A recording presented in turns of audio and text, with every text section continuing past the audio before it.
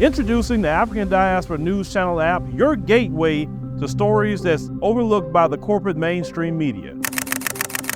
And we serve as the voice to the Truba Black community. Again, we got Dr. Candace Matthews. A lot of these documents, looking at. We are committed to informing and educating through the power of media. This country is supposed to be about the land of the free for all. It has not been free for Black people, and we are tired. With our platform, we're helping to end injustice by exposing it. Join us in standing for excellence in journalism and serving our community. Download the African Diaspora News app today. So during the 41st annual reunion for Africville, which is located in Halifax, Nova Scotia, shooting took place and unfortunately 5 people were wounded.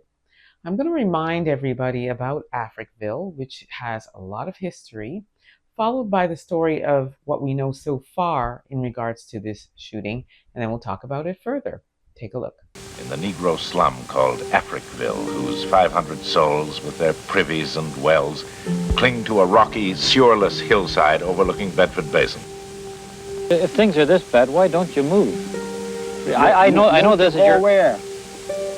Well, where would you go? Move to go where?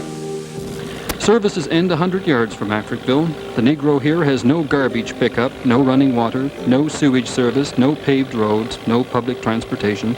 He pays taxes. The Negroes have been told that they must leave by 1967, when the bulldozers come in.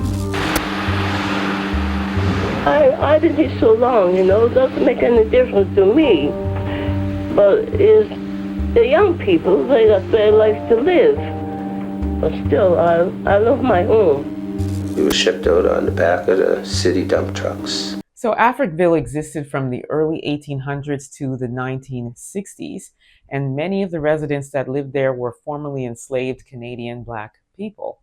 They settled there regardless of the fact that they were not given any of the amenities. As you can hear, there was no running water, no sewerage, no garbage collection, nothing. But they were still very proud, and they made the best life that they could in Africville. But of course, racist people did not like the fact that they were even still able to make a living for themselves, regardless of the fact that they were not getting just the basic amenities that the rest of the city was getting. So what did the city do? They came in and they demolished the entire area and drove these people away, and they had nowhere to really go. So that's the history of Africville. And so every year, descendants of people who lived there and former residents of Africville get together and they have a reunion honoring the people of Africville, having a good time, and then gunfire erupts. When we come back to Africville once a year, we come back home. And when our home is disturbed, we're disturbed. This was supposed to be a night of celebration for the 41st annual Africville reunion. But the festivities came to an abrupt halt when shots were fired into the crowd, striking 5 bystanders and sending attendees running for their lives. This horrendous act took place by no former residents of Africville, and we're furious and we're hurt. And I am livid. These young people, and I say young people with a capital Y, came into Africville of all places and started a war. We come here to honor our families, like to celebrate, It's a very historic place. There's a lot of love here. I feel my father here. My father passed away a number of years ago, but this was my father's favorite place in the world. He grew up down here. So they have not said who the gunmen were, but apparently they were young. They have not also divulged the race of these gunmen, but they were opening fire against each other. And sadly, these 5 people that were wounded got caught in the crossfire, one of which was only 17 years old, and one of the bullets went into her neck and is currently lodged into her spine. Fortunately, she is still alive, but has a very, very long road to recovery, and it's unclear whether or not she'll be able to walk again. So all of this, when Black people are trying to enjoy a reunion, honoring the people that went through so much at the hands of racism in the racist province of Nova Scotia. As a result of this, the rest of the festivities were canceled, but the residents of Halifax and the descendants and the formerly people that grew up there are not going to allow this incident to stop them.